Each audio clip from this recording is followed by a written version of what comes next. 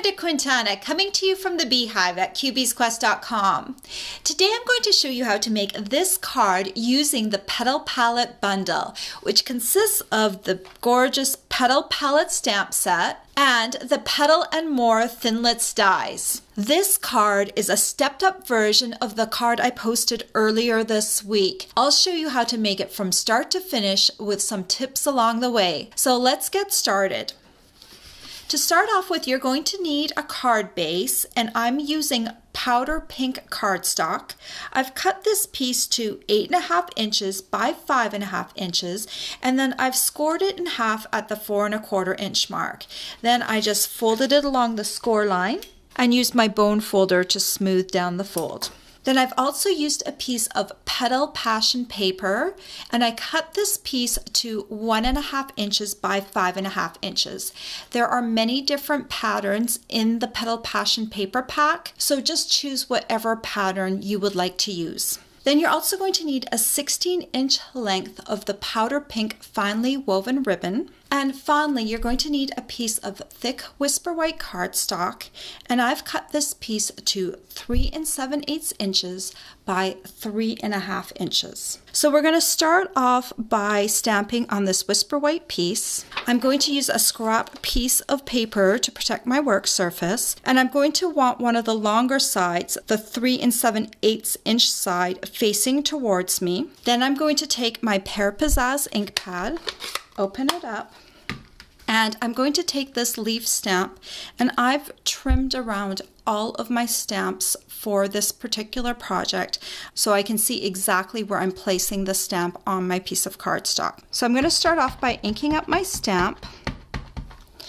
and I'm going to want my branch over on the left side, and I'm going to want it parallel to the bottom of the card.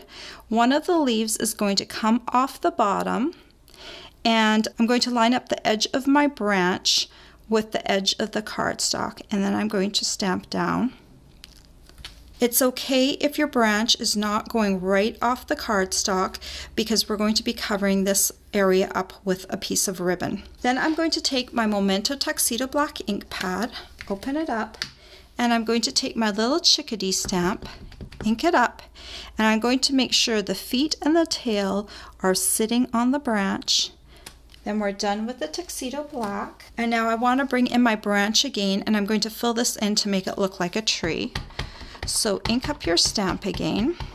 This is almost identical to how we stamped the note card earlier this week. So I'm going to come in, and the leaves are going to kind of run down the back of the chickadee like that, and then ink this up again and fill in this bottom space. Then I'm going to take a scrap piece of thick Whisper White cardstock, and I'm going to take my powder pink ink pad. I'm going to take this little blossom stamp, ink it up, stamp it down twice. Then you're going to need your Big Shot, and I've already got my magnetic platform down here. You're welcome to use your regular platform as well. I've got a cutting plate down. I'll take these flowers that I just stamped. I'm going to take my blossom die, and I'm going to make sure that the die fits around the blossom. When you like how that looks, I'm going to run this through to cut my first flower, and then I'm going to run it through a second time to cut my second flower.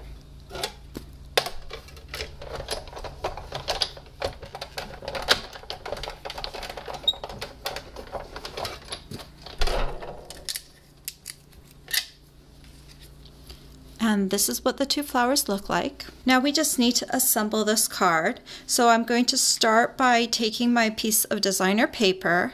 I'm going to put just a little bit of Tombow on the back of it. Make sure you use a very light beading of Tombow because you don't want your paper to warp.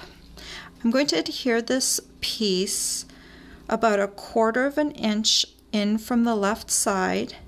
Make sure it looks straight. Next, I'm going to take my focal point layer, add some Tombow to the back of it, and I'm going to attach this about 3/8 of an inch from the top and right along the left-hand side. So there should be about equal space here and on the top. Next, I find it easier to attach my ribbon and then attach the two flowers last. So I'm going to tie this around. Make sure your ribbon is straight inside the card.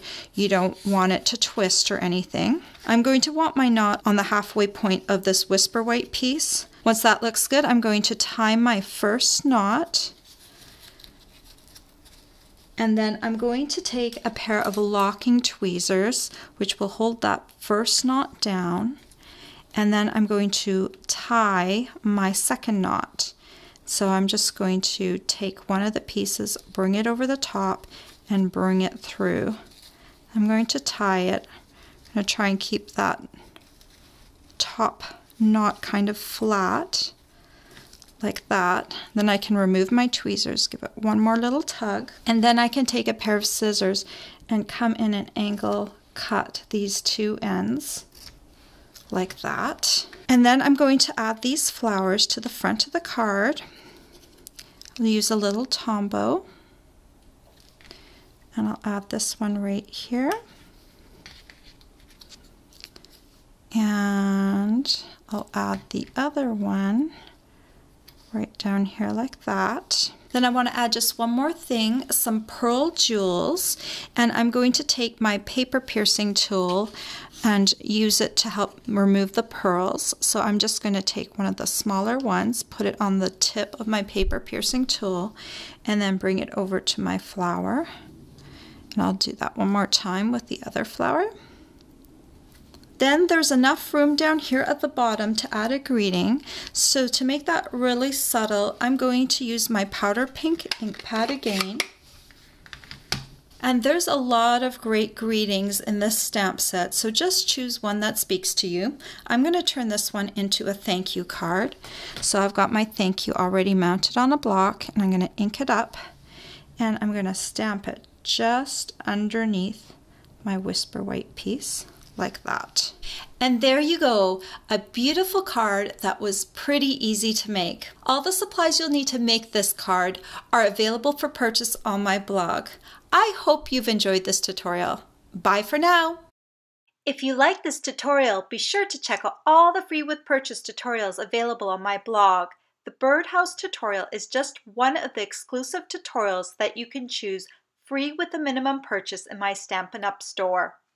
Hi, it's Brenda again. Before you go, don't forget to subscribe to my YouTube channel. You can also visit my blog for more information on my projects and to learn about my rewards program, or just watch another one of my videos. Thanks for watching.